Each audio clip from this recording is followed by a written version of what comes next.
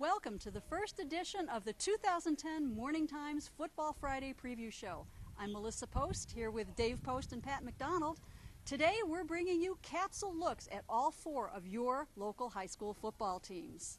On Friday night, Athens here makes the trip down to Wyalusing. Tioga Central hosts Newark Valley, and Vestal invades Waverly. On Saturday afternoon, Sayre travels to Columbia Montour Votech for a non-league Over game. the last decade, the Athens Wildcats have always been one of the favorites in the NTL. This year, Troy North Penn are getting a little more love, which probably suits Jack Young just fine. The Wildcats have lost a lot over the last couple of years, but they also bring back a lot of talent. On the defensive side of the ball, Donnie Farrell and Scott Fisher formed probably the best defensive end tandem in the league.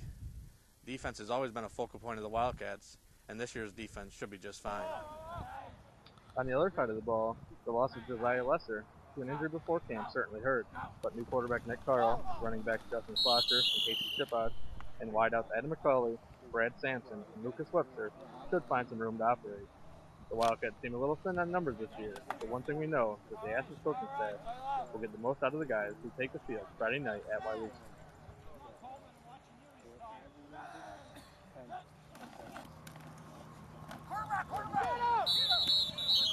Sayre went from being a one-win team over the previous 3 years to a three-win squad in 2009. What the record doesn't show is that the Redskins were a far more competitive team in the games they didn't win than they had been.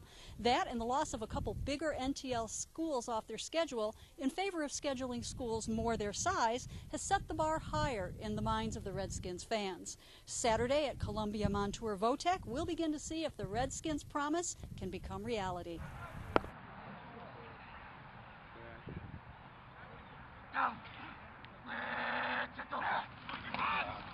Sayre's offense has revolved around Rob Rout for the last 2 years.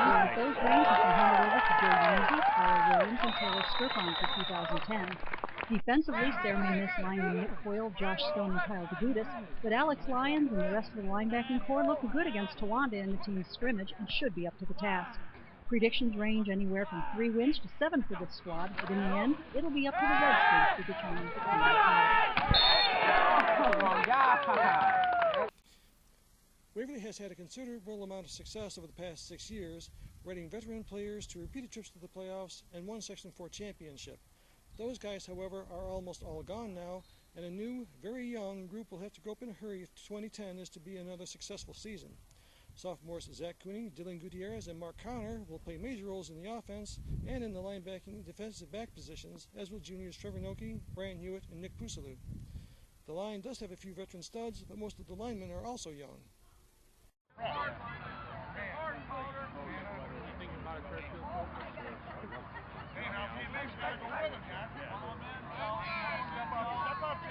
Section 4 did Waverly no favors in ramping up the schedule to an almost ridiculous level, with Class A Vestal first on the docket at Waverly Friday night, followed by a trip to Maine Enville, also Class A, next Saturday.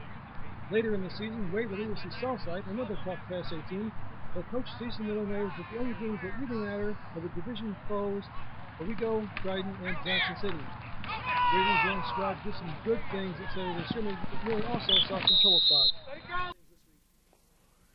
Well, we had a lot of problems. We had a lot of things to work on this week for sure. We had some breakdowns at a few positions, outside backer, nose guard, really at those two positions, and they were correctable mistakes. There were technique issues. We had some issues with gap assignments, but the bottom, we've had it's only Tuesday. It feels like we've been working on those and correcting those errors for a week already. I think we've come a long ways since Saturday. It's early in the week, and we've had 4 practices since then. The kids are learning from their mistakes, and that's a positive step. We still have a long ways to go, but I feel much better today on Tuesday than I certainly felt on Saturday after watching the film.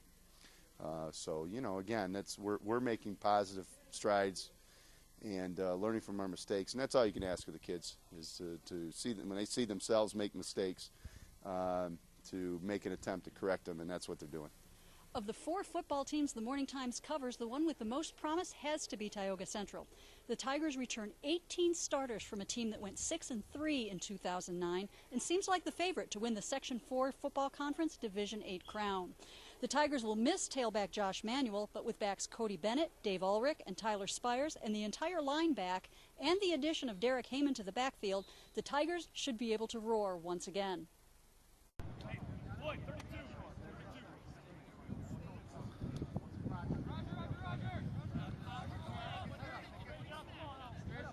Defensively, the Tigers allowed just 2 teams to amass 300 yards last year, holding 5 of the other 7 teams to under 200 yards.